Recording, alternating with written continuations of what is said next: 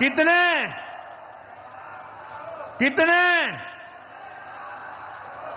और ये 4.25 करोड़ कितने रुपए 4 लाख करोड़ रुपए आंकड़ा याद रखना 4.25 करोड़ रुपए किसानों के खाते में भेजे जा चुके हैं।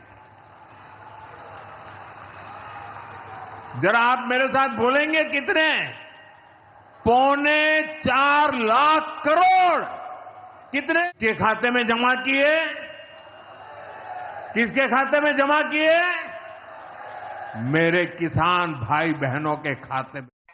जैसा कि नरेंद्र मोदी जी द्वारा बोला गया है कि सभी किसानों के अकाउंट में 4 लाख करोड़ रुपए ट्रांसफर किए गए हैं, तो हाँ बिल्कुल सही बोला गया है। आज कोयम्बटूर तमिलनाडु की कोयम्बटूर के शहर से आप सभी के किसानों में इस तरह डीबीटी के माध्यम से पैसा ट्रांसफर किया गया है। और बहुत बड़ा सवाल दोस्तों ये है कि पैसा सभी के अकाउंट में नहीं आया गया है। इसका सबसे बड़ा रीजन क्या है, क्यों पैसा नहीं आया है, कैसे पैसा आएगा, आपको क्या करना पड़ेगा, कौन सी केवाईसी करनी पड़ेगी, ये सारी जानकारी हम आपको प्रदान करने वाले हैं। तो वीडियो में बने रहिएगा, जानकारी पूरी लीजिएगा। अगर जानकारी नहीं लेंगे पूरी तो आप अकाउंट से संबंधित समस्या का सामना कर सकते हैं। तो आज हम आपको बताएंगे कि नरेंद्र मोदी जी द्वारा लगभग 9 करोड़ किसानों को लगभग 18,000 करोड़ के करीब उनके अकाउंट में पैसा ट्रांसफर किया गया है। सबसे बड़ी बात दोस्तों ये आ रही है कि सभी के अकाउंट में पैसा ट्रांसफर हो तो गया है लेकिन अकाउंट में नहीं पहुंच पाया है। इसका सबसे बड़ा रीजन क्या हो सकता है, कैसे आपको अप्लाई करना है, कहाँ जाके अप्लाई करना है और शिकायत कैसे करनी है और रीजन क्या है पैसा ट्रांसफर ना होने का, इसकी सबसे बड़ी बात इस चीज़ की निकल के आ रही है। तो हम आपको बताएंगे 21वीं किस्त ना आने हो सकती है, क्या वजह, ठीक है ना, कैसे वजह हो सकती है, क्या कारण हो सकता है, वो सारी जानकारी हम आपको बताएंगे। तो दोस्तों सबसे बड़ी बात ये है, सभी किसानों से मेरा निवेदन है कि आप सबसे बड़ी गलती ये करते हैं कि आप अपने टाइम पर अपने आधार कार्ड की केवाईसी नहीं करते हैं। केवाईसी क्या होती है, केवाईसी ये होती है कि केवाईसी इंटरनेट केवाईसी उसे बोला जाता है। जब आप अपने बैंक अकाउंट नंबर को अपने आधार कार्ड नंबर से लिंक करवाते हैं, जब अपने आप बैंक अकाउंट नंबर को मोबाइल नंबर से लिंक करवाते हैं, जब आप अपने आईडी नंबर को अपने आधार कार्ड से लिंक करवाते हैं, मतलब कि ये जो सर्कल में चीज़ें चलती हैं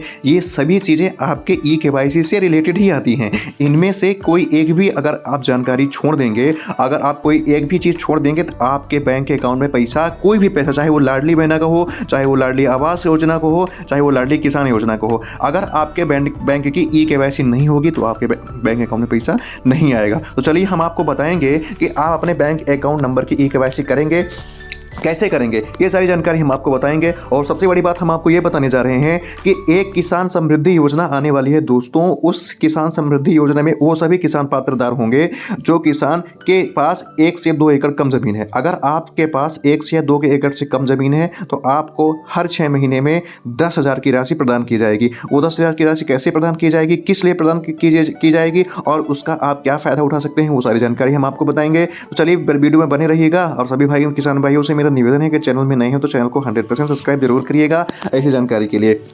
तो हम किसान भाइयों से ये बोलना चाहते हैं कि अगर आपके पास 1 एकड़ ज़मीन है या 1 एकड़ या 2 एकड़ से कम ज़मीन है, अगर आप सर्वे के तहत आपके पास आवास नहीं है, अगर आपके पास घर नहीं है, तो किसान भाइयों आपसे निवेदन है कि आप तुरंत जाके अपने बैंक अकाउंट की केवाईसी जरूर करवा लीजिए।